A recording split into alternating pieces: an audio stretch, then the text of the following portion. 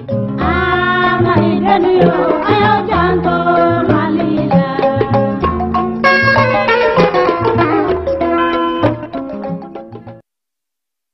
Dioïla, toutes les couches socio-professionnelles de la région étaient réunies autour de la ministre de l'Éducation nationale, un espace d'information et d'appropriation du projet de la nouvelle constitution qui aura permis aux populations de Dioïla de comprendre des points relatifs notamment aux droits et devoirs des citoyens ou encore aux orientations politico-administratives de l'État. Fadema Keïta et Mohamed Sidibé sont nos envoyés spéciaux. On ne peut inviter les habitants des 23 communes de la région de Dioïla sans qu'ils aient une maîtrise totale du contenu des titres et chapitres du projet de constitution. La reçue du référendum du 18 juin 2023 est une des aspirations fortes du président de la transition, précise le ministre de l'Éducation nationale. Pour cause, il fait partie des 517 recommandations des assises nationales de la refondation de l'État tenues en décembre 2021. La présente solution nous offre l'opportunité de procéder à la revue des principales dispositions du projet, notamment les nombreuses innovations refondatrices qu'il comporte. Pour ma part, j'invite à la synergie d'action de toutes et de tous en vue d'assurer une meilleure appropriation du projet de constitution.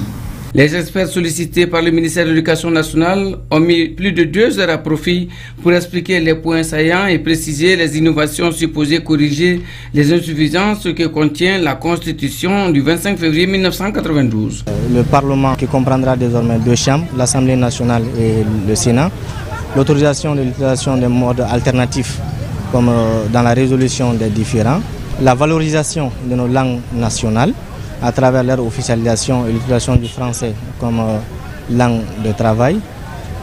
Au-delà de ça, il est aussi important de noter la création de la Cour des comptes.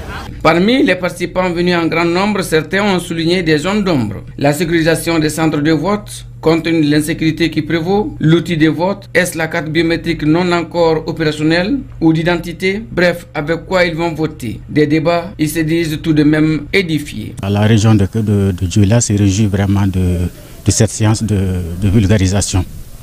Parce que ça va permettre à la population de s'approprier le contenu du document et par conséquent se préparer pour le référendum qui pointe, qui est programmé pour le 18. Nous sommes appelés, vous le savez, que 18 juin à nous prononcer sur cette nouvelle constitution. Avant, il est donc judicieux que chacun d'entre nous, chacun soit imprégné et du contenu de cette nouvelle loi fondamentale. À votre nom, pour souhaiter à Madame et à sa délégation la bienvenue au Barico. Et j'exhorte tous les participants à une écoute studieuse afin d'être le relais de ceux pour lesquels nous sommes là. Participe aussi à cette campagne de vulgarisation du projet de constitution les proviseurs des lycées, les directeurs de centres d'animation pédagogique et les directeurs d'école de la région de Dioïla.